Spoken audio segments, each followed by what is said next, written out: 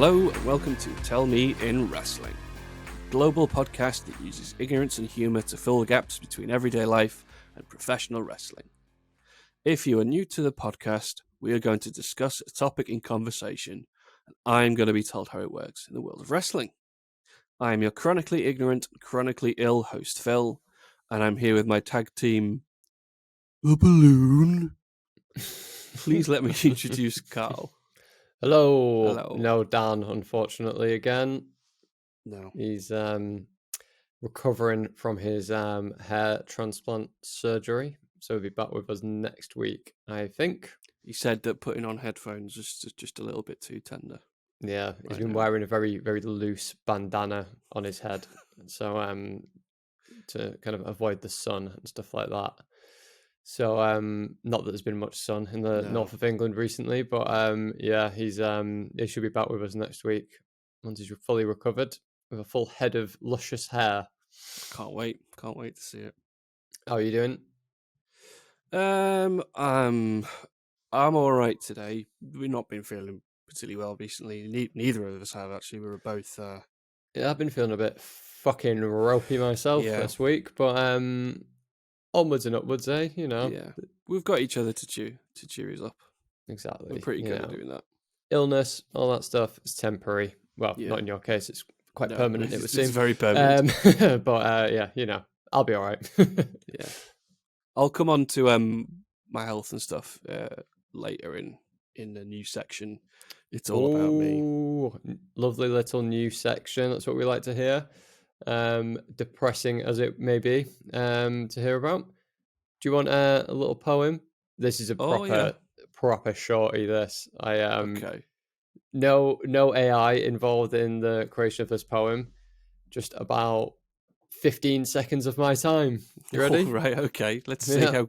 I want to see how many lines you've got written down in those 15 seconds. I will tell you, it's 4. 4. Okay. 4 lines. It's very concise. Sometimes that's all you need. It is, and it's very, very meta when it comes to the subject matter. Okay. Ready? Yeah. Dan is not here. Dan is over there. Dan has made it clear. Dan will come back with hair.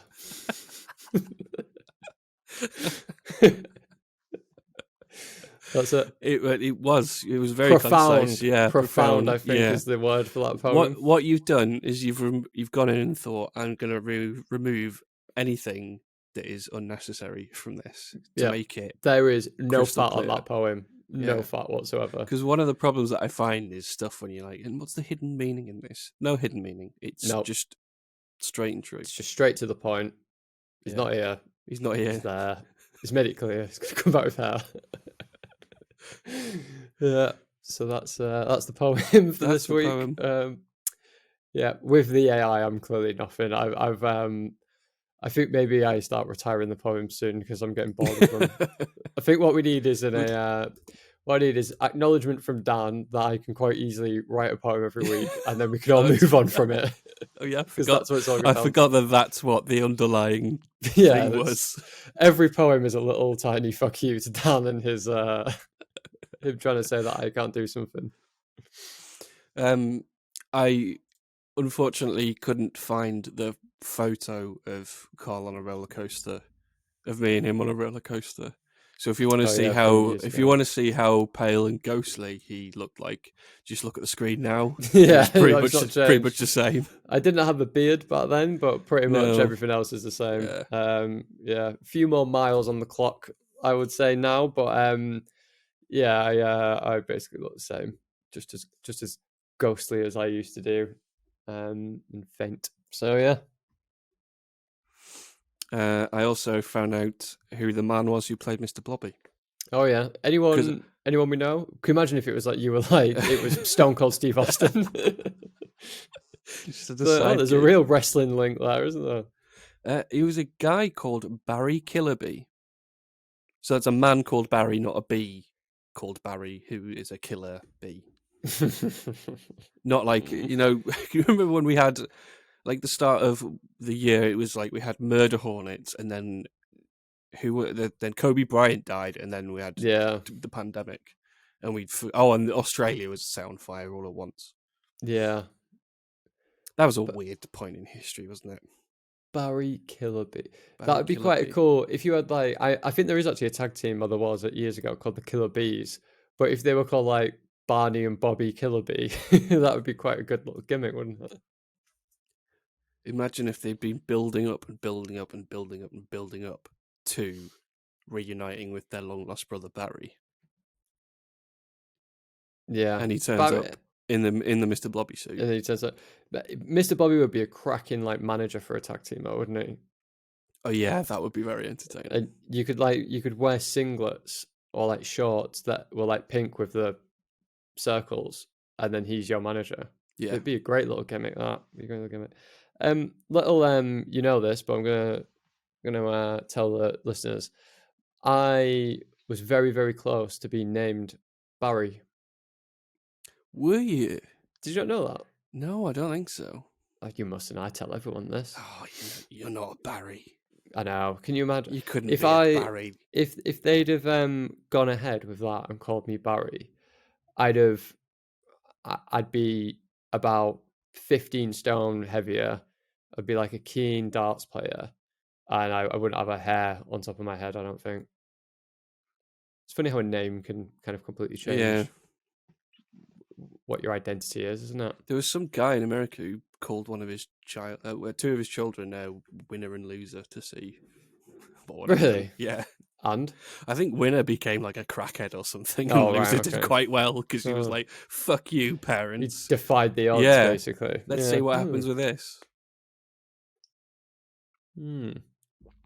Interesting. Very interesting. Oh, and it feels a bit weird to be like a parent, been like, I'm gonna love and cherish these kids, and I'm also gonna do a psychological experiment with their life. Yeah. It's a bit mad, that, isn't it? I'll let them know, like sometimes parents will like save up money for their 18th or the 21st or whatever. And it might be like, I've emailed you every day, and here's every email I've sent you. Here's all your photos from when you were a kid, and this person is not doing that. No, quite the opposite. Well, he's maybe doing it with one of them, but not the other. Yeah. Yeah, interesting. Anyway. And then passing it off as sociology. Yeah, this is this is important research. So, no, it's not. You're just a bit of a dick, aren't you? Do you think there's like a follow up by one of the kids actually Probably disproving?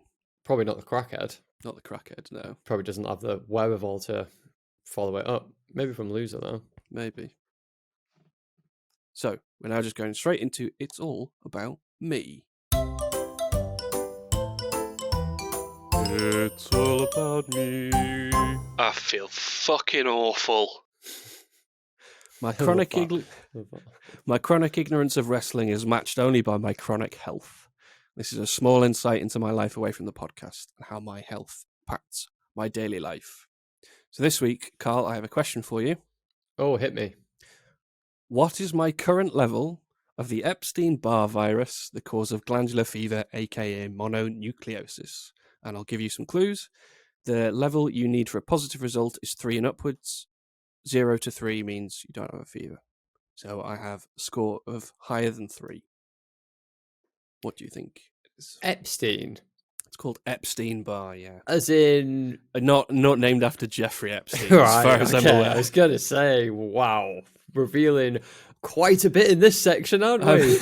I'm assuming it is named after a different Epstein. I'm going to be perfectly honest. I didn't listen to a word of anything you said after you said Epstein, because I thought that was such a record scratch moment. It is caught by... The only place you can catch it is from a fish on the island. Yeah, I was gonna say. No, the beauty of it is no one ever catches it. You can just carry on. Does it make you not sweat? Oh, almost the opposite. Do you also get a hankering for Pizza Express? Yeah, even though it would make me just completely shit my pants having that much gluten and lactose all at once. I'm gonna say 5. No. More? I'm gonna say it's significantly higher than 5. So 3 and up is positive. Yeah. Epstein positive. All right, we'll go 15. you might want to. We'll go. Just tell me what it is. Okay, it's more. It's 231. What? And that's what? Glandular fever? Yeah, that's. I don't really know what this means. I mean, this could still be relatively low in the grand scheme of things, because I don't know how fucking high the scale goes. Like, what's like ultimate? Yeah, you'd think the scale would end at EBV? 100, really, wouldn't you? Oh, medical stuff's measured in all sorts of weird shit. Yeah.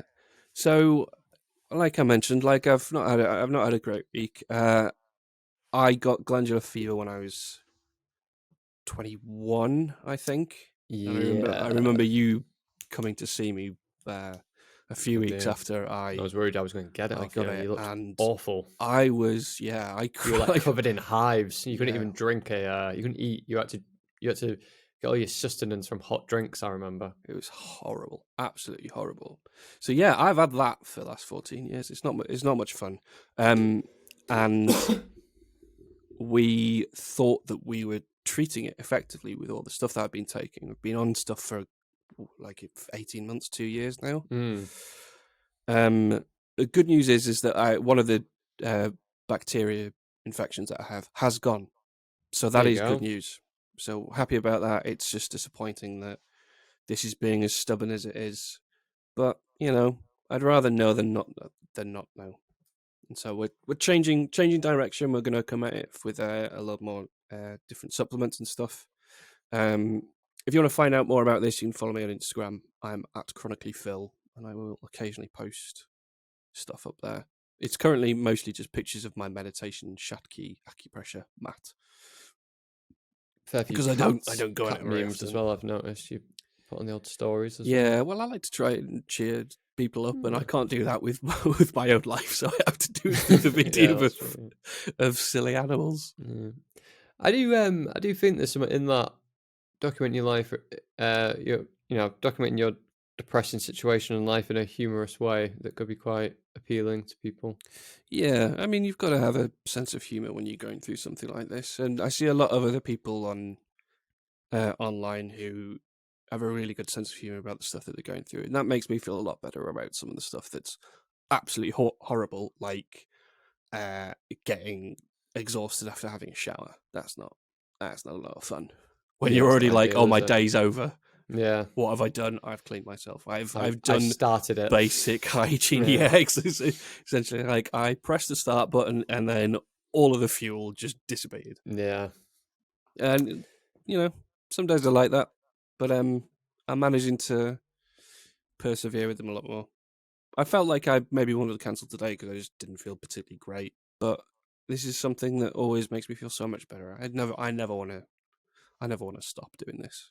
No, exactly. If I can possibly help it.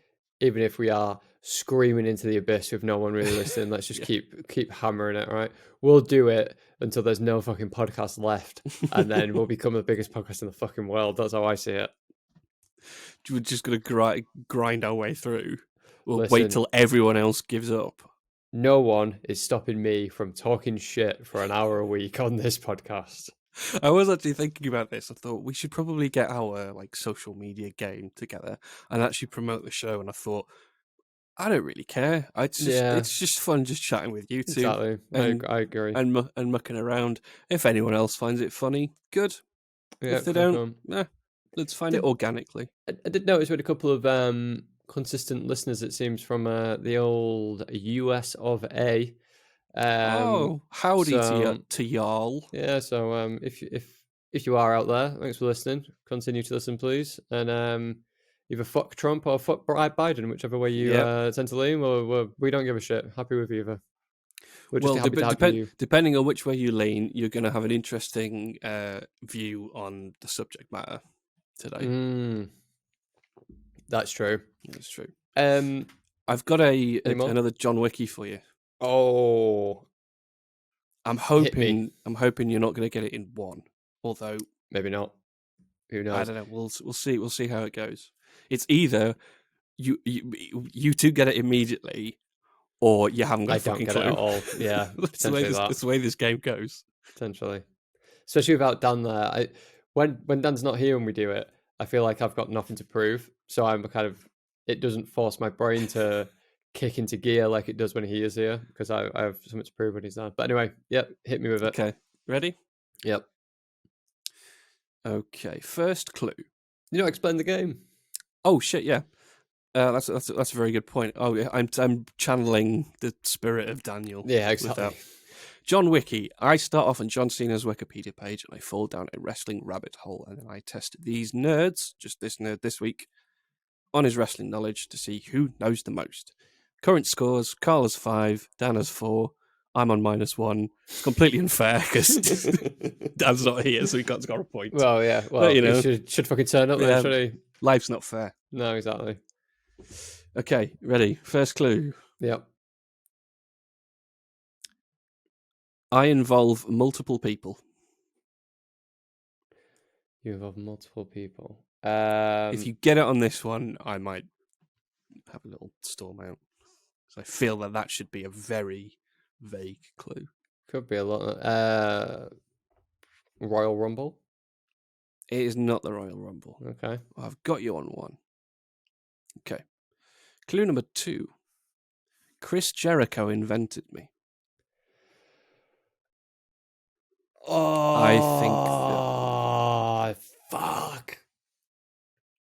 Is it on the tip of your tongue? Yes, I know exactly what it is, but I can't think of what it's called.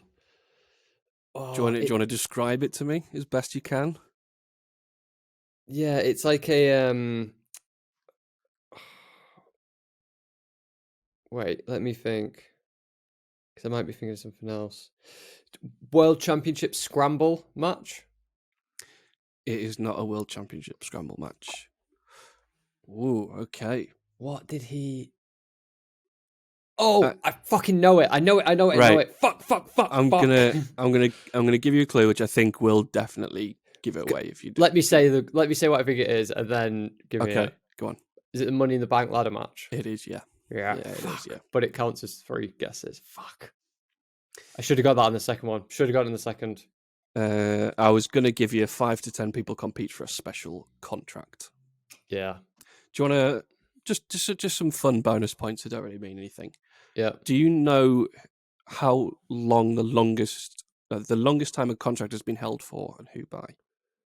It's quite recent, I think. Sort of the last decade, I'd say. Who had it for ages and took forever to cash it in?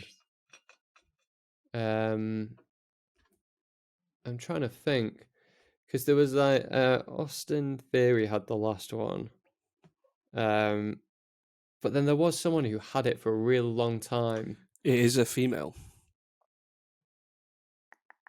No I idea. believe it's a female. Anyway. No idea. Who is it? It's Carmella. Oh, I've not, to be honest with you, that is very recent. Like the last 5 years probably. I tell you what, I'm not up to date on week to week WWE really, and I haven't been I've been more AEW, watching AEW more since the inception of when that started. But pre that, I just watched like Royal Rumble '98 on all the time and shit like that, like constantly. Like I just watch like old stuff, so I've not really been up. I keep up to date, but I don't. Yeah, it's not actually being seen. I know what you mean. Yeah. Do you know what the shortest one is? Oh, I think someone did it. Was it Seth Rollins? He did it later that night or something. It was Dean Ambrose. Ambrose, and it was 57 minutes. Yeah, he won it and then cashed it in later that evening. Yeah, I think Seth Rollins might have done something similar, because there were a few. There were a few that were like a day, a couple of hours. It was they did it like later that night. Yeah, I think Seth Rollins did it. Yeah, he won it and then did it in the main event. I think Dean Ambrose did it too. And then there's been quite a lot where the pay-per-view will be on the Sunday and then they'll do it the following night on Raw. So yeah, it's an interesting thing, the Money in the Bank, because at the time when it first started, it was quite a unique, like kind of new thing, quite exciting, because it was like any time they could cash it in and stuff like that.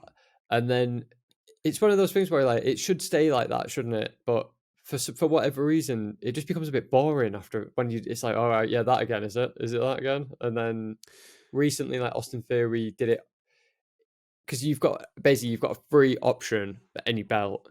Yeah. So what became a thing was like people saying, I want to fight you at so and so, that's why I'm going to cash it in. It's like, well, why would you do that? Take advantage of them when they're down and then just swoop in and get it for like no effort. Yeah. And then recently Austin Theory did it for like the Intercontinental title and then lost. So I feel like things like that slowly but surely kind of beat down the meaning and the kind of uniqueness of it in a way. Yeah, I suppose once you've done something that can only have so many Like outcomes. interesting outcomes, eventually you're just flogging a dead horse, which I'm sure Vince has done. I mean, WWE some love point. doing that. That's kind of what they do. Their bread and butter.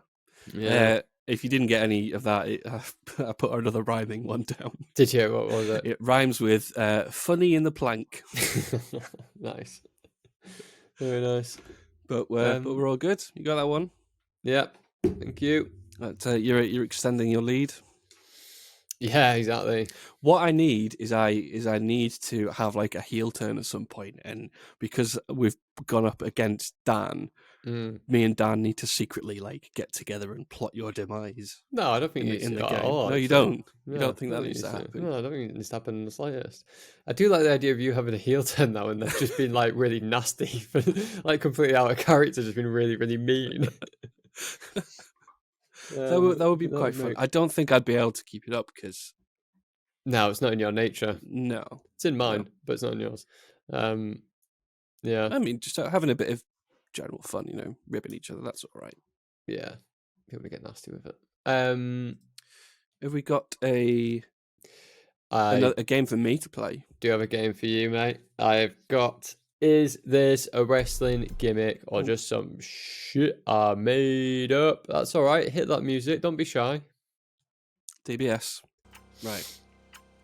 Right. So, first one. Okay. The Gladiator. The Gladiator. Would a wrestler want to be known as a gladiator? Yeah, I think they would. I'm going true. That is true. Correct. Well done. Ooh. Next one. Next one. Mike Awesome.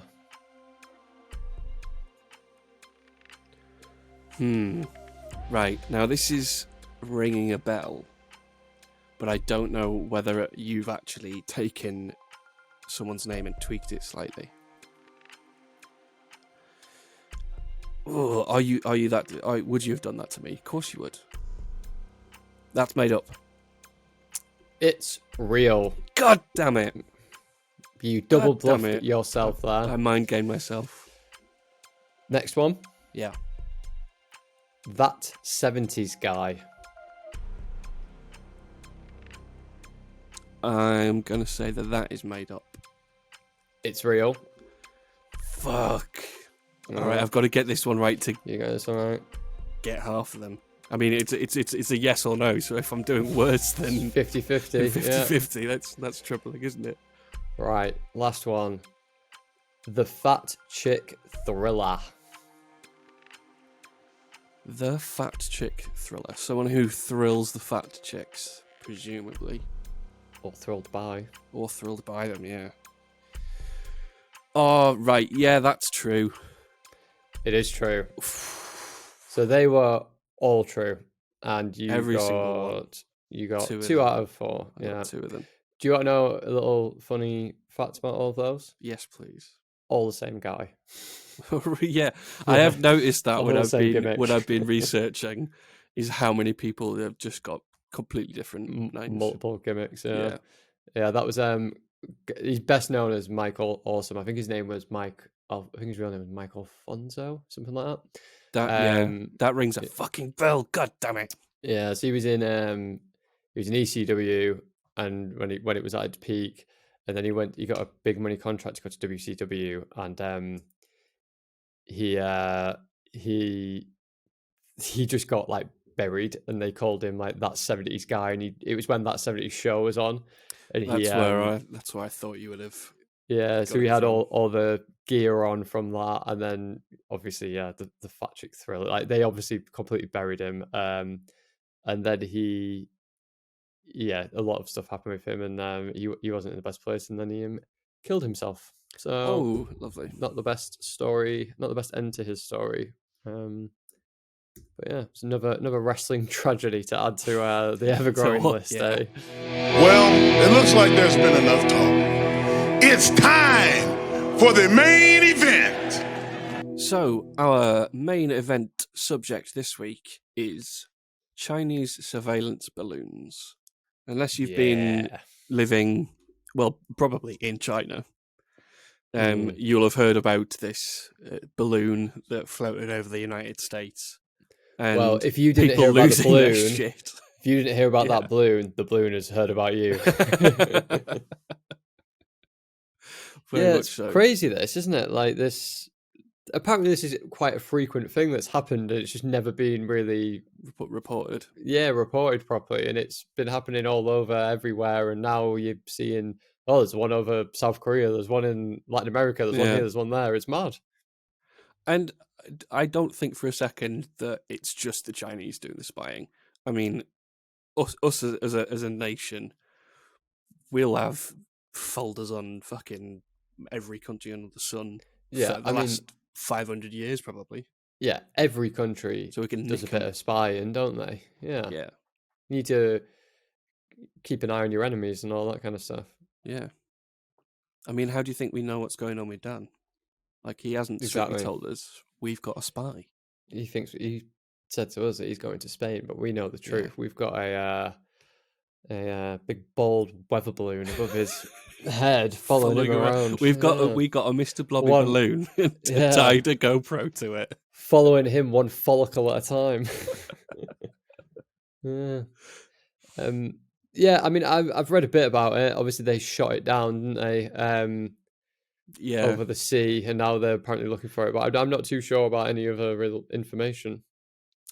Well, here's its little journey. So it entered the USA airspace on January the 28th, in some islands off Alaska. So it sort of went from Alaska through Canada, and then started floating over the USA, where apparently they've got nothing else to talk about other than a giant balloon. Nothing else going on. It's a question, and it's potentially stupid, but I'm going to ask it anyway. Can they control its trajectory, or is it just literally where the wind takes it? That's their argument for it being where it is. We don't get to control where balloons go. Right. I mean, they understand that there are other methods of propelling things, because they claimed it was a meteorological balloon. Yeah. Or they said it's mostly used for that, is what they actually said. I remember reading their response, and they basically were like, just calm down, everyone, it's fine. It's fine. Imagine a country just been like, just chill out, will you? Fucking hell. Like, it's just a balloon. It's like a stroppy teenager's reaction, isn't it? Like, one cigarette, God. They were getting upset, though, that they said if the USA were going to shoot it down, they said that might have been like an act of war. What would have happened, right, if they shot it down and 4 Chinese guys just fell out of it? They were in it, controlling it on little bikes or something, and they all just fell. What would have happened there, do you think? I think that would have probably caused some sort of international. Do you think? Yeah. Because even though they've not done it on purpose, they've still just killed those people, because they're flying at 60,000 feet. This balloon, if they're up there, they're probably very cold. Yeah. Where would you shit and piss as well, I suppose? It seemed like it got shot down on the 4th of February. So it was up there for 6 days. And the Republicans and the right-wingers in America were all incredibly angry that they couldn't shoot it down themselves before they did it safely away from, the public. Because they said it was like 3 buses or something the size of this balloon. Really? And it had stuff suspended below it. So it had satellite equipment on there, didn't it, and stuff, So if that's falling and hitting terminal velocity and then killing your kid, you're going to be quite upset with the US government if that happens. Wow, or the Chinese. government, Or the depending on Chinese. which side of the fence you sit on. I imagine lefties would be like, "Oh, bloody, that shouldn't have happened," and then righties would be like, "Fucking China." Yeah. What if it was just? What if those, because they were like fighter jets when they shot it down? Yeah. What if it just popped and it was just like blue smoke and it was just a really elaborate gender reveal? Do you know what? I was watching Saturday Night Live this weekend. They didn't do that joke, They did they? did. They did. Yeah. Oh, I thought it was a Carl original. And they finished it off with bad news for China. It's a girl. Nice. Yeah, they had loads of really good jokes. Like it avoided the detection thing that they built up, the Seattle Space Needle. That is good. It was all right. good. Well, that's why they're earning the big bucks, and I'm on a Tin Pot podcast. Although very very good joke. I mean, they're fucking serious professionals. Yeah. You just came out with that on the fly. I did actually. Yeah, that's very true. Thank you. Build my confidence up a little bit. Go on. What else you got? That's all I have. That's all I have about it. There was I watched a very interesting video though about the legality of whether it could be shot down, because that's one of the things China was just like, no, you can't do it. You shouldn't. It doesn't matter what it's for, but you just shouldn't be allowed to shoot it. That's because they said, oh, it's a civilian craft. That is technically an act of war if you do that. But did they shoot it down over international water then, or was it still an American? Oh, that's a good question. I don't know the answer to that. I'm assuming it was still technically American land, depending on how far out into sea. I think they said it's. I think I heard something. It was something like 13 miles is like how far you've got off the coast of America that you can claim is your coastal land. Because obviously they've got to do government shit in terms of like protecting it and what have you. You've got to know these things. Yeah, I suppose. Like I read a load of stuff around. Well, we need to know what they're capturing and blah blah blah. It's like we need to shoot it down, then we need to bring it back, and we need to like it's going to have a black box on it that's got all the they're doing that remotely and deleting it the minute that bullet went in. They're like, whoop, delete that locally. Yeah. They're not going to find a thing on it, are they? No. I mean, spies don't get caught really because they're good at spying. Yeah, and every country very rarely hear about like, oh, that guy was a spy. Yeah, like if you do this, they're dead already. Like James Bond is a shit spy because everyone fucking knows he's a spy and who he is, and he makes no attempt to actually hide himself. Yeah, if he was a real spy, no one would, unless he was dead for some reason. Unless he was in he was found in a red bag in a London flat. Yeah, that he couldn't have possibly got himself. No one would know who he is, right? Fell out of a window, Moscow hotel balcony. Yeah. Do you reckon you could be a spy? Well, I actually looked up as to whether me, you, and Dan could qualify to be a spy. What qualifications do you need? Well, first university degree from the University of Lincoln. If you wanted to be a British spy, this is from MI5. I found all this out. Okay, so first things first, you have to be a UK nationality. Tick. We're all good, I think. Yep. All of us qualify. We're all over 18. We are indeed. Very much so. You can apply from the age of 17 if you really want to do that, but they won't offer you anything until you turn 18. Now, here's where I think you would have a bit of a stumbling block, because it says you have to have been a resident in the UK for 7 out of the last 10 years. I can't remember how long you were in Spain for. I was a resident in Spain for 5 years, so I'm out. You'd have to wait. You'd have to wait another 5 years then. Yeah, and I feel like spying is a young man's game. By that, I'm going to be pushing 40 by that point. I can't be spying at near 40. Well, also, even if we do qualify for that, none of us could be spies. Why? No. Because we would be too memorable as people. Because of the podcast. So yeah, that Really? I mean, that's the You're podcast. just too damn popular. The podcast isn't the reason, but let's say we are all spies in our current state as we are now. Yeah. Okay. I walk with a walking stick, and I have my hair tied back in a little terrible ponytail. Yeah. So I would be rememberable. Also, I wear sunglasses. So if you're inside and someone's wearing sunglasses, you're going to see them. Yeah. So I'm out. I'm going to be no good, really. Carl has tattoos everywhere, pretty much. So that rules you out, because you'd be able to pick them out. And I've written down for Dan, he's a Johnny English motherfucker. And I thought that is one of the more accurate statements you can say about the man. I feel like Dan could go undercover as like a football hooligan. It'd fit in. Yeah, hooligans. I know, but his personality wise, he's just he'd have to change his personality. He's a big teddy bear. We'd have to teach him how to toughen up.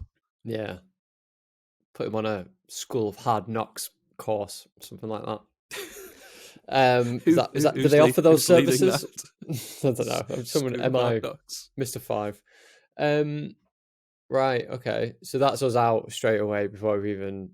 Yeah. No. Like, unfortunately. I remember reading an article about spies, and it was written by someone who used to be one. Obviously, they didn't use real names or anything. Yeah. But the thing that really stood out for me, he said he was looking. He was doing like anti-terrorism stuff here in the UK, and he said that one of the things he did was he pretended to be homeless, so he could just be on the streets all day. No one was really paying attention to him, but he's like, but that meant you had to like be in horrible, smelly clothes and you really had to go into the role, yeah. And he said that he noticed like there was such a small detail in the way that someone was dressed. He said, and that's what got this terrorist that they were looking at, and it sounded so unsexy. It was just a complete opposite. It's not the Bond thing, is it? Really, it's not Daniel Craig, going around in a nice suit in a nice car that fires bullets out the handbrake or whatever. Yeah, it's none of that. Gives you a blowjob from the steering wheel, that kind of thing. Oh dear. Did you know what's funny? I was watching a TV show the other night that it was a true story, but it was about someone who was undercover, and it wasn't from the blowjob from the car. There's no. Sadly, I don't think that exists. I'm sure Elon Musk could get that done pronto though if you tweet him. No, it was someone undercover based on a true story, and she had a little part where she was talking about her previous experience. He said one of the times she'd got all dirty, like you just said there, or clothes were means not washed in weeks, and she was like probably like she meant to like a crackhead. And as they were about to like do the deal, the guy was like, "You've got nice teeth." And that threw the whole thing off because they knew. Yeah. So she wasn't really doing it. All in the detail, isn't it? For a little bit of spying, you got to be over every aspect.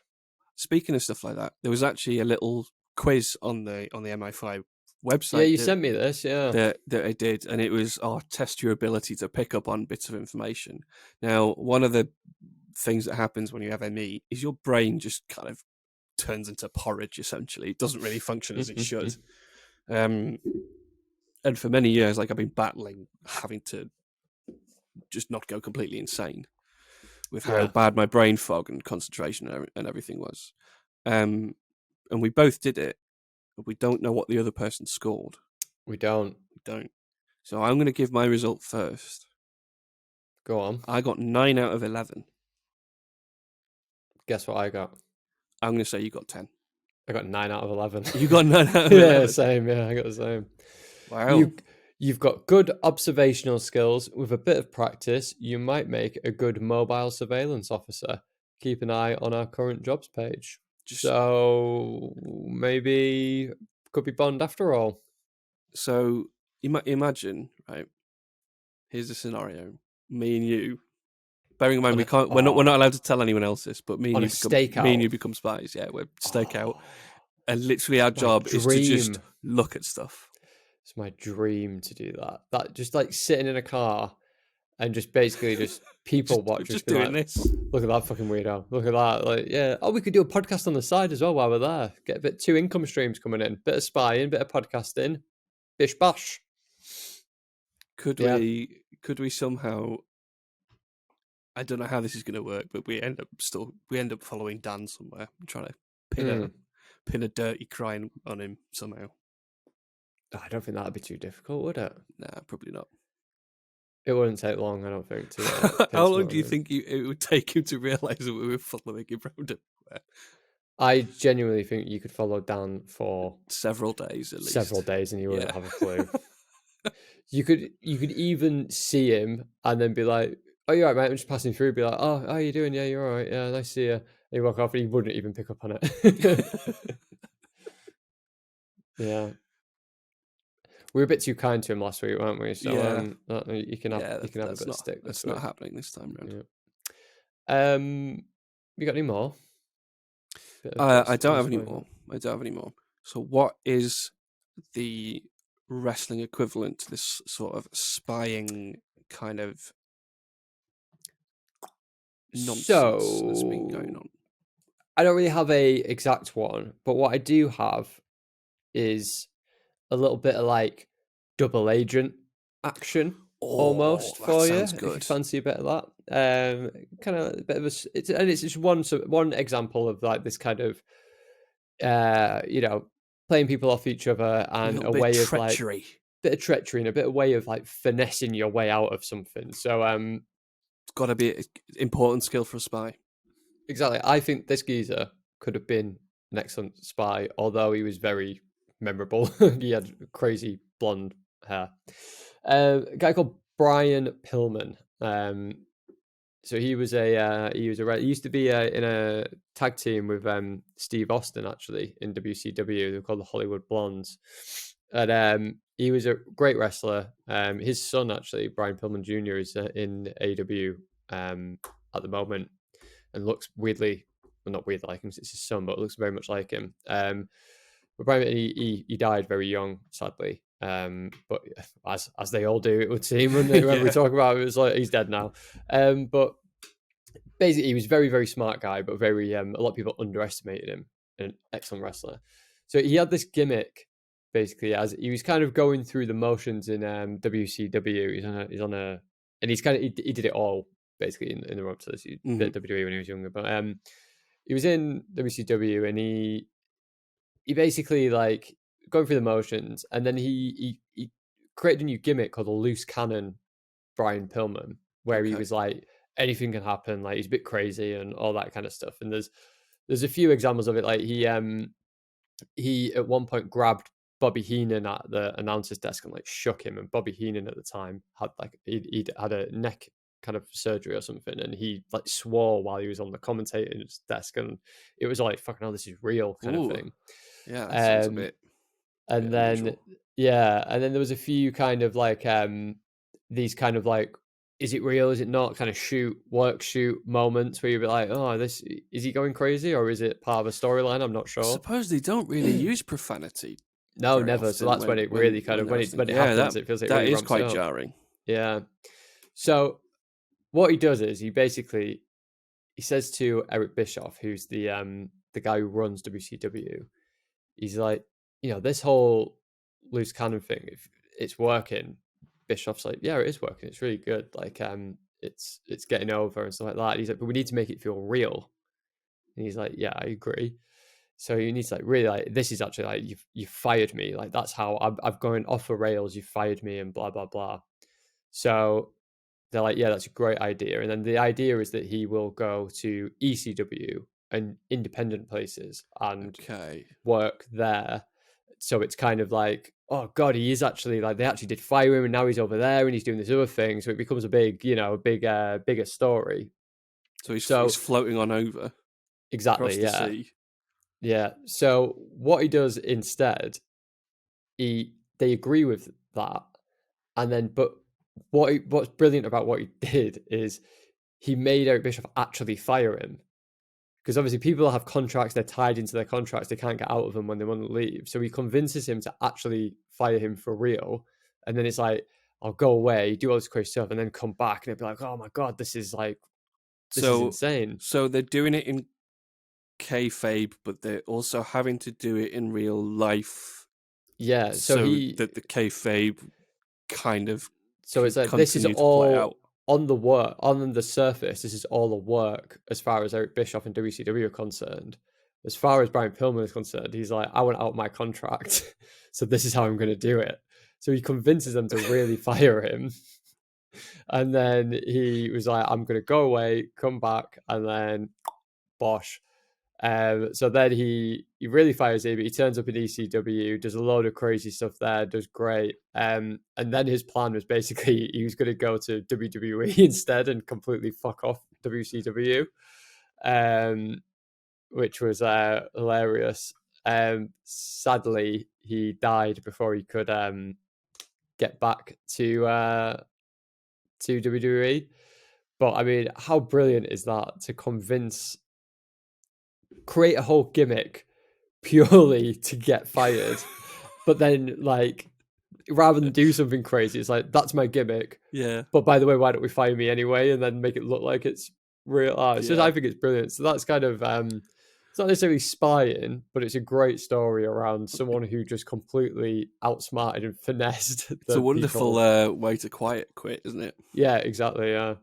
So yeah, that's Brian Pillman, the loose cannon. Great wrestler. Sadly, he died too soon, but great little story. It wasn't a wrestling related.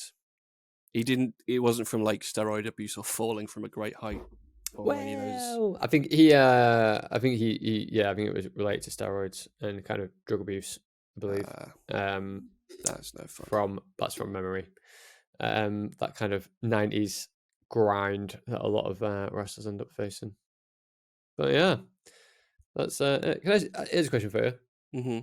What's your favorite? And I don't know what my answer is, that's why I'm asking you. What's your favorite spy film? Oh, that's a good one. I really enjoy. I don't know if it's technically a spy film. It's probably more of a secret agent film. I really enjoyed Kingsman: The Secret Service. I don't really enjoyed that. I don't think I've ever seen it. I'm a fan of the Bourne films, although I'm not sure if they're technically spy films. Bond's always good value as well.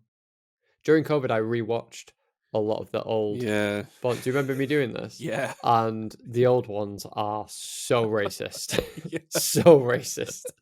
You were just like, there was some where we'd get messages every like 5 to 10 minutes. Just being like, nope, can't say this anymore.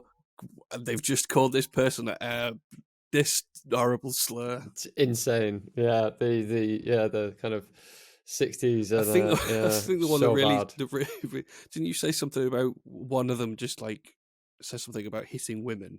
Yeah. Oh no, that's just Sean Connery. Yeah, it's just that's just Sean Connery. That's what I'm confusing it with. That's just his real life persona, who he is as a person. It is, yeah. But yeah, who's your favorite Bond? Oh, favorite Bond. You see, weirdly, I think a lot of people think their favorite Bond is just kind of who they grew up with. So whenever I think of James Bond, I think Pierce Brosnan, because he was. I would have said the same. Yeah, it's strange that, isn't it? But I know, like, kind of on a kind of talent level, it's definitely not him. But for me, that is who Bond is, so it's kind of probably him. But yeah, Sean Connery was good. Yeah, we'll look at them through rose-tinted glasses. Yeah, exactly. I mean, I thought Daniel Craig was very good. I just didn't think Craig was really it was a different kind of Bond, probably the right Bond for the time and that kind of gritty kind of time in film. But I feel like he wasn't quite. Do you think we're ever going to see a female Bond or a non-Caucasian Bond? I think non-Caucasian is probably not that far away. It wouldn't surprise me if the next one was like Idris Elba or someone like that. Yeah, he's been touted for a while. Yeah, there's quite a few British actors who have been linked with it recently. I know he's Yeah, been one of I think female, I don't think will happen. But what I think, if they were smart, because there's a lot of talk, isn't there, around like, you should hire a female Bond, it should be female, around like that kind of, from that kind of area of things. And a lot of people like, it should never be a female. If they're smart, what they should do is try and create another character that they then can split off into their own film series, and then they have two franchises to play, and you're appeasing the people who want a female Bond, and then you've still got your male Bond. Would you reckon Bond fans would be happy with a franchise? I mean, It seems Bond to be one is a franchise. Yeah, what do you all right. mean? Well, like it turning It's exactly it into what it is. Well, taking something as, quote unquote sacred as those things and doing something remarkably different. And not, what I mean is not just like a straight up action film with a man in the lead role. Well, if you don't want to watch it, don't fucking watch it. But it's Yeah, there for people who do. True. It's like I'm not saying it shouldn't like happen. anything, right? That's not what I'm saying. I don't know. Maybe there will be a bad reaction to it, but probably a better reaction than if they were to change Bond to a woman. Test the water that way. That's what I would do. Well, when anything happens, though, the people who have a bad reaction to it, you can't. There's stop always there's always a bad reaction to things, and going further there, like wrestling is probably the best / worst example of that, because fuck me, everything has two sides to it in wrestling, and it becomes tiring after a while. Who would make the best spy from the wrestling world? The best spy, as in kind of like we were talking about before, unmemorable type of person, or the best like James Bond? Oh, I don't. Let's go on memorable. So if you're going for an actual real spy, I would say so. In like the mid 2000s, you had like a lot of like Randy Orton clones, and like people were like, they're like 6'3", they're decently built, they've got brown hair, and it was almost like they were kind of copy and pasted a lot of wrestlers. And it was like, who's that guy? Oh, I can't really remember. So maybe like one of them, like maybe like, I don't know, I'm trying to think like Matt Jindrak or someone like that. It's someone who's like completely unremarkable. The best like Bond type of character,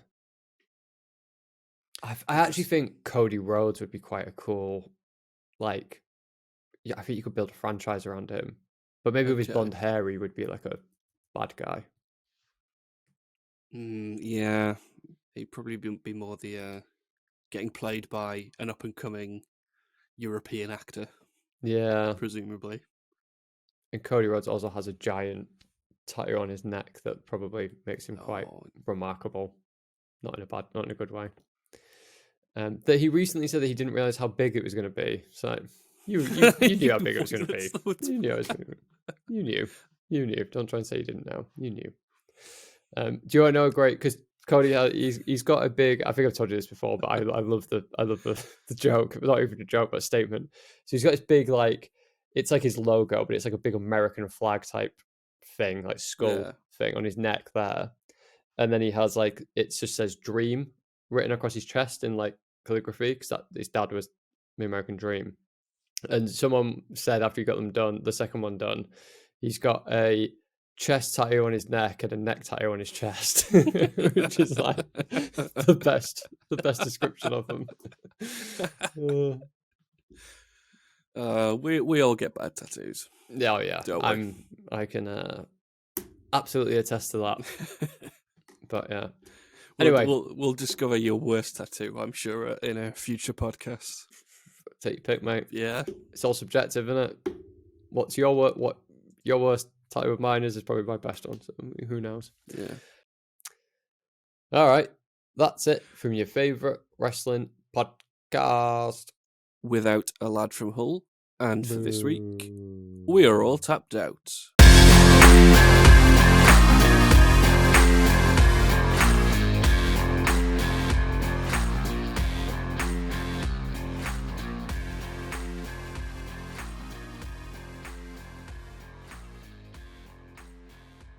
I don't think I'd be able to keep it up.